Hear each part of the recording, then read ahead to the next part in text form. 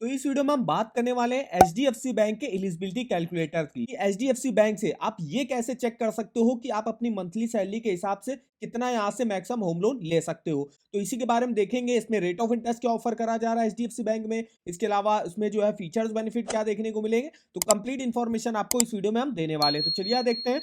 तो इसके लिए देखिए यहाँ पे आपको एचडीएफसी बैंक का एलिजिबिलिटी कैलकुलेटर का लिंक मैं आपको वीडियो के डिस्क्रिप्शन बॉक्स में दे दूंगा। आपको जिस बैंक से भी होम लोन लेना है आप उस बैंक का एलिजिबिलिटी कैलकुलेटर यूज कर सकते हो। हमको जैसे एचडीएफसी बैंक से लेना तो हम एचडीएफसी बैंक का एलिजिबिलिटी कैलकुलेटर यूज कर लेते हैं। यहाँ पे देखिए आपको क्या क्या इंफॉर्मेशन यहाँ पे डालनी पड़ेगी जिससे आप अपने होम लोन का अमाउंट चेक कर सकते हो कि आपको कितना मिलेगा। सबसे पहले तो सेलेक्ट करना होगा कि आपकी मंथली इनकम, मेन यही चीज है कि आपकी मंथली इनकम कितनी है। इतनी आपकी मंथली इनकम है वो यहाँ पे आप डाल दीजिएगा। कितने टेन्योर के लिए आपको होम लोन लेना है ये आप डाल सकते हो। 20 सालों के लिए आप मैक्सिमम यहाँ से होम लोन ले सकते हो। फिर आपको सिलेक्ट करना होगा आपको रेट ऑफ इंटरेस्ट, क्या रेट ऑफ इंटरेस्ट पर ऑफर किया जाएगा। तो रेट ऑफ इंटरेस्ट के आप हिसाब से आप यहाँ पे मंथली ईएमआई भी देख सकते हो कि कितनी बनेगी आपकी। और अदर ईएमआई, अगर आपकी कोई पहले से ही ईएमआई चल रही, आपने मान लीजिए कोई टीवी फ्रिज लिया हुआ है ईएमआई पे, तो वो जो ईएमआई आपकी चल रही उसकी भी इंफॉर्मेशन यहाँ पे आपको डालनी पड़ेगी। तो ये चार चीजें डाल के आप अपने होम लोन का एलिजिबिलिटी देख सकते हो। तो जैसे हम यहाँ पे सबसे पहले हम देखते हैं कि अगर मेरी मंथली सैलरी 25,000 रुपए है और कितने टेन्योर के लोन लेना चाहते हो। मान लीजिए हम लोन लेना चाहते हैं 10 सालों के लिए। 10 साल के लिए चेक करते हैं रेट ऑफ इंटरेस्ट। अगर हम 8.75 लेते हैं जो कि मिनिमम चल रहा है यहाँ पे रेट ऑफ इंटरेस्ट, तो यहाँ पे 8.75 ले लिया और अदर ईएमआई मेरी कोई नहीं चल रही है। तो देखिए आप 25,000 सैलरी पर अगर हम 10 साल के लिए लोन लेते हैं तो हम 7,97,000 लगभग 8 लाख रुपए का जो है हम लोन लेने के लिए एलिजिबल होंगे एचडीएफसी बैंक से। इसकी मेरी ईएमआई बनेगी 8.75 के रेट ऑफ इंटरेस्ट पर 10 सालों की बनेगी 10,000 रुपए की आपको ईएमआई पे करनी पड़ेगी।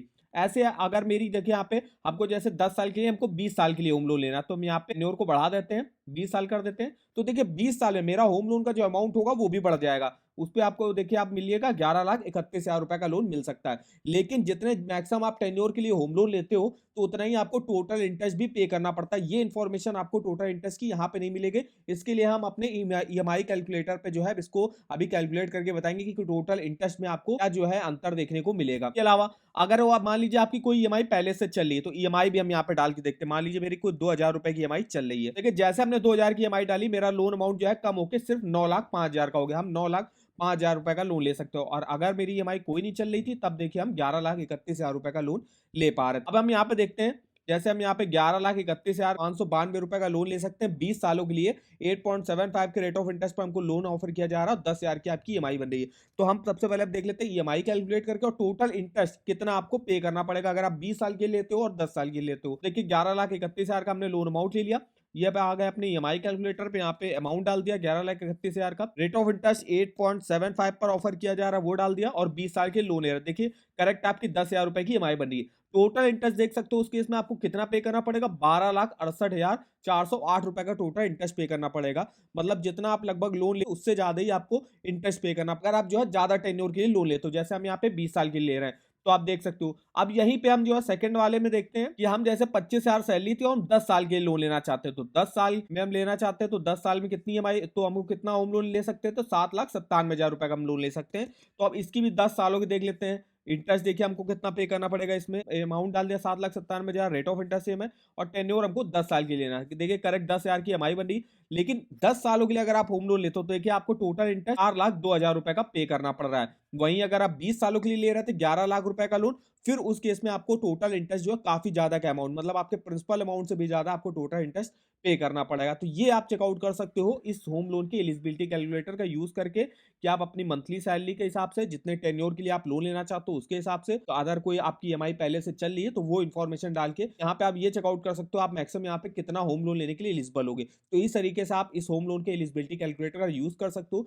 और अगर आपको ईएमआई कैलकुलेट करना है, टोटल इंटरेस्ट देखना है कितना में हमको पे करना पड़ेगा, तो आप इस ईएमआई कैलकुलेटर को यूज कर सकते हो। इसका लिंक मैं आपको वीडियो के डिस्क्रिप्शन बॉक्स में दे दूंगा और एलिजिबिलिटी कैलकुलेटर का लिंक भी मैं आपको वीडियो के डिस्क्रिप्शन बॉक्स में दे दूंगा। अब हमको लोन मान लीजिए एचडीएफसी बैंक से ही लेना, तो एचडीएफसी बैंक में देख लेते हैं होम लोन के rate of interest, features, benefit. Rate of interest जैसे अगर आप यहाँ पे देखो तो जो इनके स्पेशल हाउसिंग लोन रेट चलते हैं उसकी स्टार्टिंग होती है 8.75 से मैक्सिमम 9.65% तक रेट ऑफ इंटरेस्ट जाता है। वही जो स्टैंडर्ड हाउसिंग लोन रेट जो चलते हैं जिसकी स्टार्टिंग होती है 9.40% से 9.95% तक रेट ऑफ इंटरेस्ट जाता है। अब ये जो स्पेशल हाउसिंग लोन रेट्स हैं, ये मेनली जो है इनके कस्टमर्स के लिए है, जो इनके एग्जिस्टिंग कस्टमर है, जैसे जिनका यहाँ पे अकाउंट है, रिलेशनशिप जिनका बैंक से अच्छा है, जैसे इनका सेविंग अकाउंट है, करंट अकाउंट है, सैलरी अकाउंट है, उन लोगों को स्पेशल हाउसिंग लोन रेट से जो है यहाँ पे लोन मिलेगा। वहीं जो स्टैंडर्ड हाउसिंग लोन रेट्स है, जो मतलब अदर इंडिविजुअल हो गए, जिनका यहाँ पे कोई भी अकाउंट नहीं है, बैंक से कोई भी रिलेशन नहीं, तो उन लोगों को थोड़ा सा ज्यादा रेट ऑफ इंटरेस्ट यहाँ पे ऑफर किया जाता है। इसके अलावा अगर हम बात करें प्रोसेसिंग फीस कितनी मेरी ली जा रही है, तो प्रोसेसिंग फीस देखिए, अगर आप सैलरीड और सेल्फ एम्प्लॉयड प्रोफेशनल की कैटेगरी में आते हो तो 0.50% ली जा रही लोन अमाउंट का,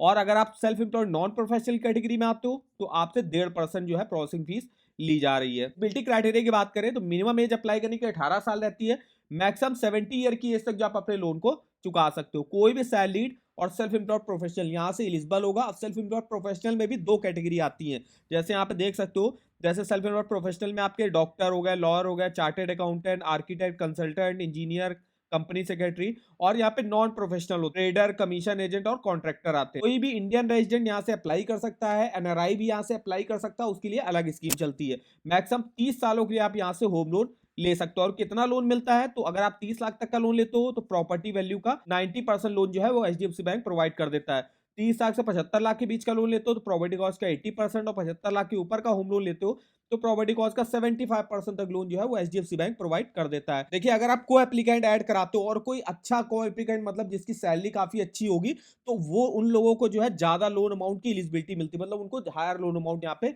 मिल जाता है। डॉक्यूमेंट की बात करें तो देखिए, सबसे पहले तो मैंडेटरी डॉक्यूमेंट में है तो पैन कार्ड या फॉर्म 16 इनमें से एक डॉक्यूमेंट मैंडेटरी है, वो आपको देना ही देना। पैन कार्ड आप मान सकते हो, पैन कार्ड आपको देना ही देना पड़ेगा। इसके अलावा एक आईडी प्रूफ, जिसमें आप passport, driving licence, voter ID card, Aadhaar card ये आप दे सकते हो, इनमें से कोई भी एक डॉक्यूमेंट दे सकते हो। इनकम प्रूफ के तौर पे सैलरीड को 3 मंथ का सैलरी स्लिप देना पड़ेगा, 6 मंथ का बैंक अकाउंट स्टेटमेंट जिस अकाउंट में आपकी सैलरी आती होगी, और इसके अलावा फॉर्म 16 और आईटी रिटर्न आप दे सकते हो। ये सैलरी के लिए डॉक्यूमेंट रहे। वहीं जो सेल्फ एम्प्लॉयड प्रोफेशनल और नॉन प्रोफेशनल होंगे, उनको जो है आईटीआर लास्ट 2 ईयर का देना पड़ता है, बैलेंस शीट देनी पड़ती है, profit and loss account statement last 2 year का देना पड़ता है, 12 मंथ का आपको करंट अकाउंट स्टेटमेंट और सेविंग अकाउंट स्टेटमेंट भी यहाँ पे देना पड़ता है। बात कर लेते हैं प्रॉपर्टी के डॉक्यूमेंट। अब प्रॉपर्टी के डॉक्यूमेंट अलग अलग होंगे जिस टाइप की आप प्रॉपर्टी परचेज करना चाहते हो। जैसे अगर आप कोई न्यू प्रॉपर्टी परचेज करना चाहते हो तो देखिए, अलॉटमेंट लेटर या बायर एग्रीमेंट आपको देना पड़ेगा, जो आपने पेमेंट वगैरह करी होगी सेलर को उसकी रिसिप्ट दिखानी पड़ेगी। इसके अलावा कोई आप रीसेल होम खरीद रहे हो, मतलब किसी अदर इंडिविजुअल से आप होम खरीद रहे हो, तो उसके लिए टाइटल डीड होगी प्रॉपर्टी की, वो देनी पड़ेगी। इनिशियल जो आपने पेमेंट करी होगी सेलर को वो करनी पड़ेगी,